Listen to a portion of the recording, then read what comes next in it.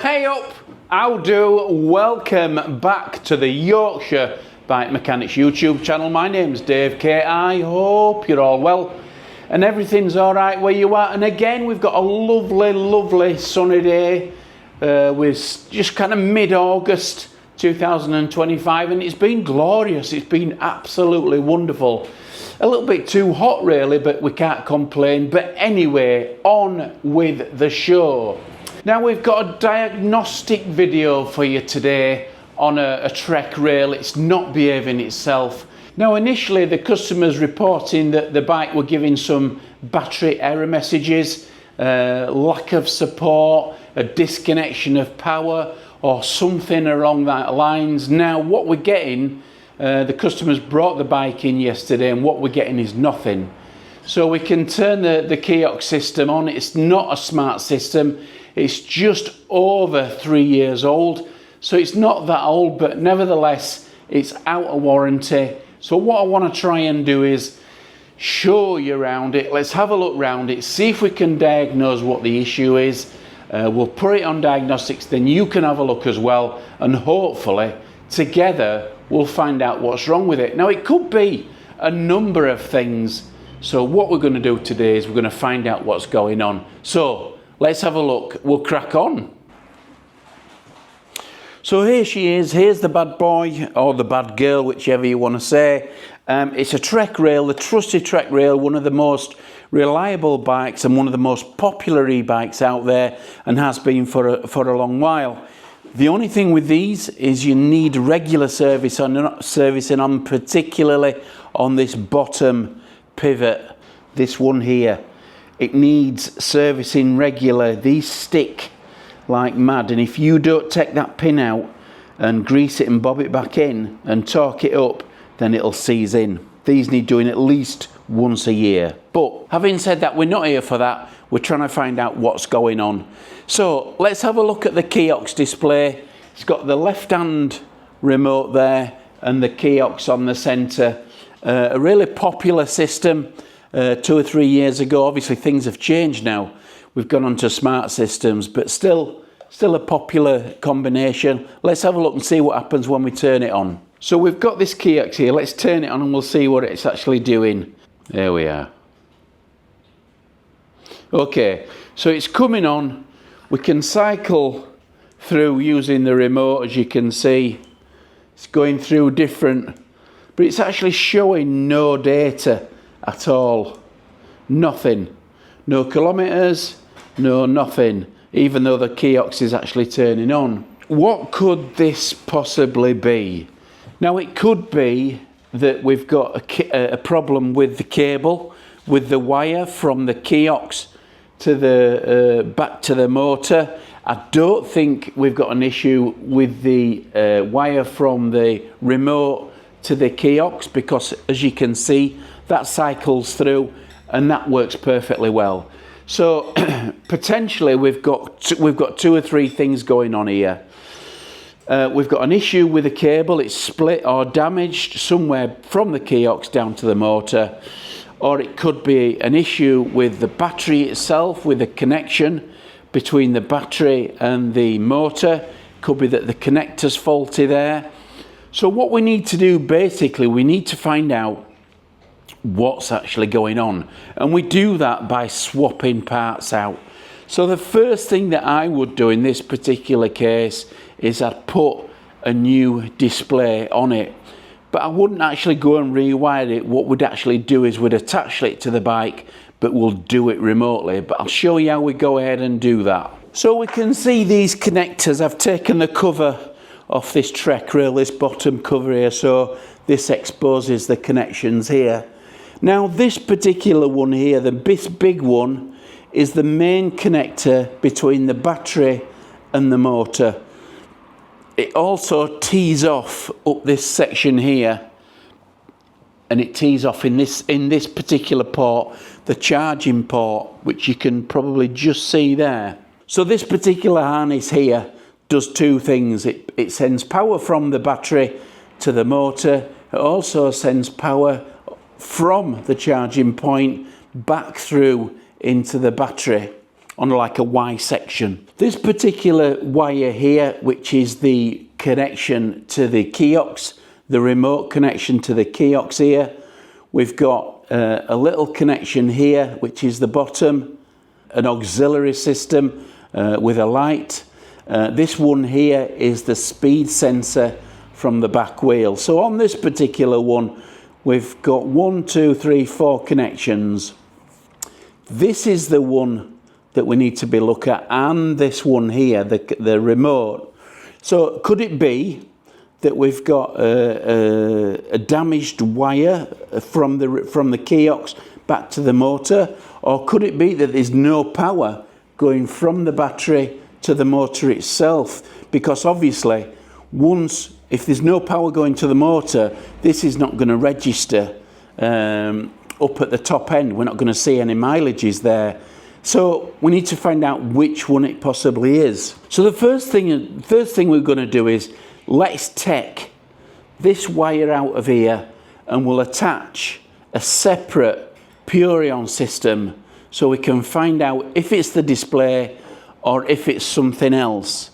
We'll just take us little long nose pliers and we'll just pull that little section out there. But we also need to, what we need to do at the same time is make sure these pins are all right. There's a little bit of grease in there and we're looking for bent connection pins in there. There's nothing in there, everything seems straight, so it's not an issue with that. So let's plug a separate Purion in and we'll see what happens there. So this is a Purion that we keep, it's a brand new one and we keep this for test purposes only. So we'll plug this in, the same connections as what the other one went in. The battery's in the bike, it's fully charged, so we should be able to just now turn this on here from the power button. And it should illuminate if there's an issue with the display. And as you can see here, we get nothing at all. Nothing. So that tells us that there's no issue with the display or the cabling going to the display. So now we can take that out and we can put that to one side and we can put this other display back in there. Okay, so now we know it's not that. So what we need to do is we need to make sure that there's power coming from the battery to the motor. And the only way we're going to do that basically is just put a little test motor in there. We'll connect these cables up to the test motor and we'll see whether we can actually power it up that way. So we're quite fortunate being dealers because we can generally get hold of stuff like this. We deal with this sort of stuff all the time. So I keep a test motor from a standard Gen 4 bike. I know this is okay and I know it boots up and I know there's nothing wrong with it, and that's why I keep it purely as a test motor. Now what I can do is just offer this motor up here with my hand and I can disconnect these wires, plug them into a new motor, and we'll see if it powers up. That tells us it tells us two things. It tells us whether there's power coming from the battery to the motor, and it tells us whether the motor's buggered or not. So let's take these wires out, plug them in there, turn it on, and we'll see if it boots up. Okay, so now I'll disconnect these wires first. So we're disconnecting again. We'll take the controller wire out, the kiosk wire, we'll pull that out there, and there's a little clip underneath that we just need to undo that clip before we pull that out, like that. Okay, so we've got two cables. These are the only two cables that I need to tell me what's going on with this particular bike. So let's hook it up. So we'll put it so we can actually, so that goes into there.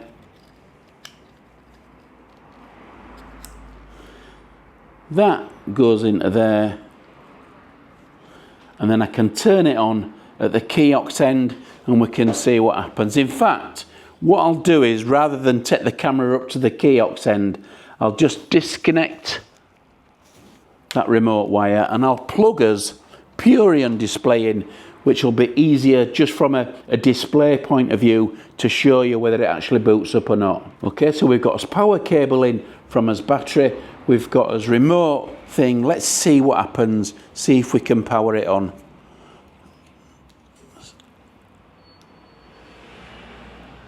Oh, there we go. Right, so we have lift off, we have power, as you can see there. So what that's telling us basically is there's nothing wrong with the display, there's nothing wrong with the cable, and there's nothing wrong with the power harness or the battery, but it's the actual motor that's at fault. It's dead as a dodo, which is really not good. It's potentially in need of a brand new motor. Now, we don't service these. Let me turn this off and disconnect it. There we are. So, worst case scenario on this bike, it's not straightforward, it's not simple, it needs a new motor. Now, we don't actually, or I don't actually, take these motors to bits anymore, particularly if the motor's dead completely. I used to be able to service, well, I used to service these and I used to replace noisy bearings. But if it's an electronic issue, which is what this is, it's basically straight back to Bosch. Now, if it had been a noisy motor, then I'd have contacted Performance Line Bearings at the ebike motor centre, and he'd have refurbished that for us. I think the cost is round about 320 odd quid. A new motor is round about 719. So this bike is out of warranty. The options are, for this particular customer, is he buys a brand new motor at 719 quid, which is a new one straight from Bosch, or we can speak to Bosch and we can see if they're gonna maybe discount a motor for us. Maybe provide a bit of a discount. I know it's out of warranty, but they do help us, and so from that point of view, I think that's the best way to go before we go ahead and spend 720 quid on a motor. So in order to do that, what we need to do as a dealer, we need to raise a service case, and what we need to be able to do that is we need an official receipt, an original owner receipt, to add to the service case. We send all the documents to Bosch and they decide what they want to do.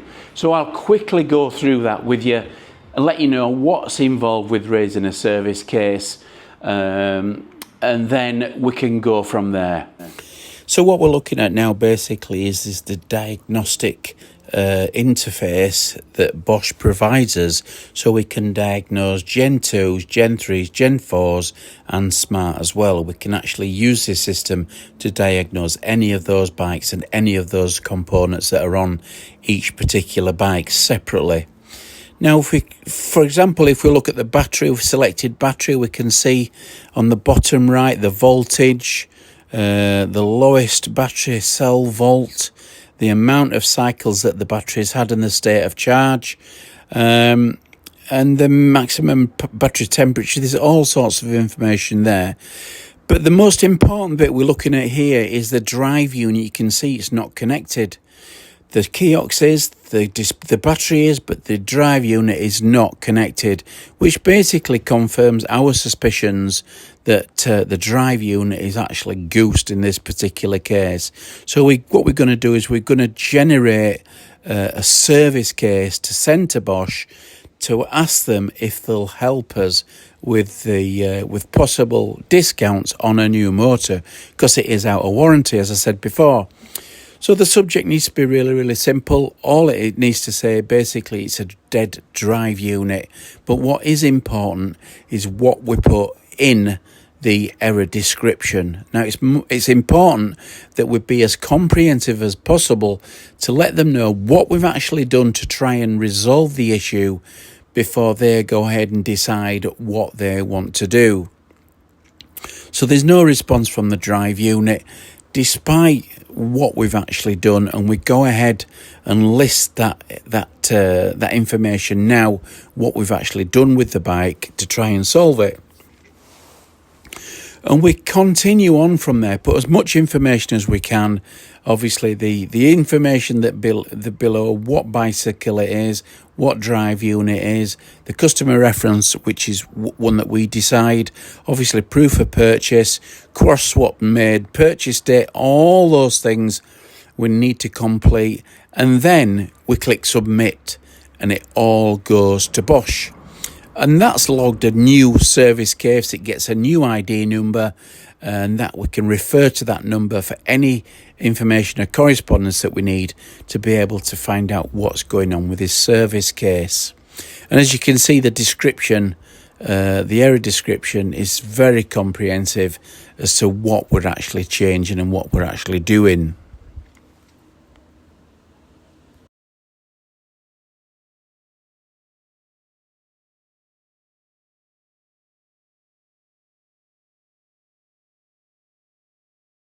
So we've sent all that information off via the diagnostics app to Bosch. We'll let them decide what they're prepared to do, whether they actually want to give a discount or not. It's entirely up to them, and we have no say at all in that process. But like I say, Bosch have been helpful with us in the past, and we'll see what they come back with. So I'll put something in the description over the next few days, hopefully when they come back to us, just to let them know, just to let them know what Bosch have said, whether they're prepared to have a discount or not. So, thanks for watching. It's been a while since I've done another video, so thanks for being patient. I hope you enjoyed this quick one, a little bit of a diagnostic session on this Trek rail, which is quite common. And thanks again. Thanks for subscribing. Please click the bell, click the icon, click whatever you need to do to subscribe. Toodle pip.